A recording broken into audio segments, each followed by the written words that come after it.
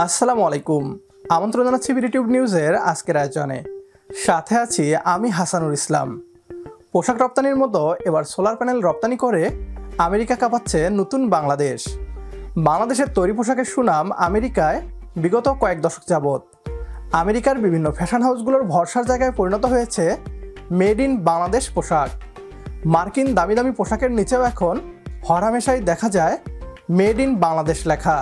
তৈরি পোশাক শিল্প রপ্তানির পর এবার made in Bangladesh solar panel রপ্তানি হলো আমেরিকার বাজারে। প্রথমবারের মতো সোলার প্যানেল রপ্তানি করলো বাংলাদেশ। তবে এটি কেবল শুরু।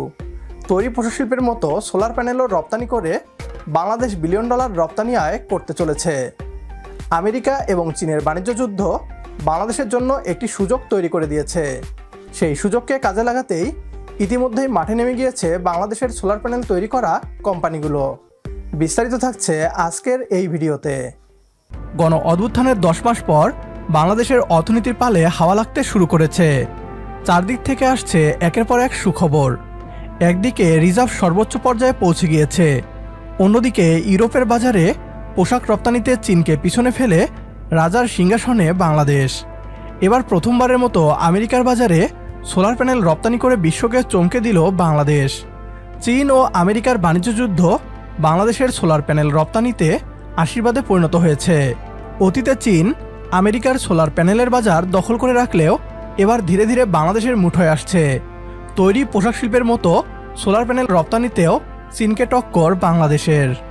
দেশীয় শিল্পগোষ্ঠী ইস্ট কোস্ট গ্রুপের সহযোগী প্রতিষ্ঠান রেডিয়েন্ট অ্যালায়েন্স যুক্তরাষ্ট্রের প্রথমবারের মতো সোলার পিভি মডিউল রপ্তানির মধ্য দিয়ে বাংলাদেশকে আন্তর্জাতিক নবায়নযোগ্য জ্বালানি সরবরাহ চেইনে যুক্ত করল।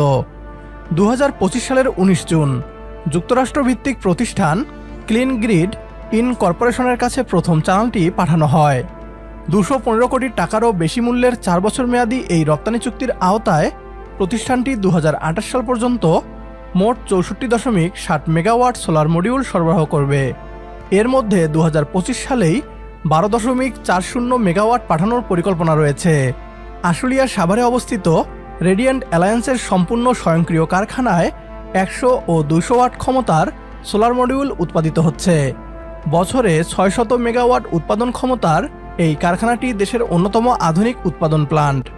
রেডিয়েন্ট অ্যালায়েন্সের প্রধান নির্বাহী মাসুদুর রহিম জানান, এটা শুধু আমাদের প্রতিষ্ঠানের নয়, বরং পুরো দেশের জন্যই একটি বড় অর্জন। আমরা প্রমাণ করেছি মেড ইন বাংলাদেশ এখন বৈশ্বিক ক্লিনটেক বাজারেও প্রতিযোগিতা করতে সক্ষম। শিল্প সংশ্লিষ্টরা বলছেন, এই রপ্তানির মাধ্যমে সোলার প্যানেল উৎপাদনে বাংলাদেশ একটি সম্ভাবনাময় নতুন দেশ হিসেবে উঠে আসছে। বর্তমানে এই খাতের নেতৃত্বে রয়েছে চীন, ভারত ও ভিয়েতনাম। 2026 সালের জন্য আরও 300 মেগাওয়াট সোলার মডিউল সরবরাহের বিষয়ে একটি নতুন চুক্তি নিয়ে আলোচনা চলছে, যা স্থানীয় উৎপাদনের প্রতি আন্তর্জাতিক আস্থার ইঙ্গিত দেয়।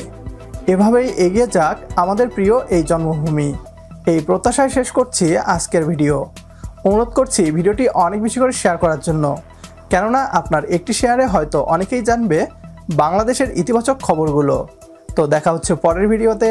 সে পর্যন্ত সবাই ভালো থাকবেন, সুস্থ থাকবেন আর বিডিটিউব নিউজের সাথেই থাকবেন। আল্লাহ হাফেজ।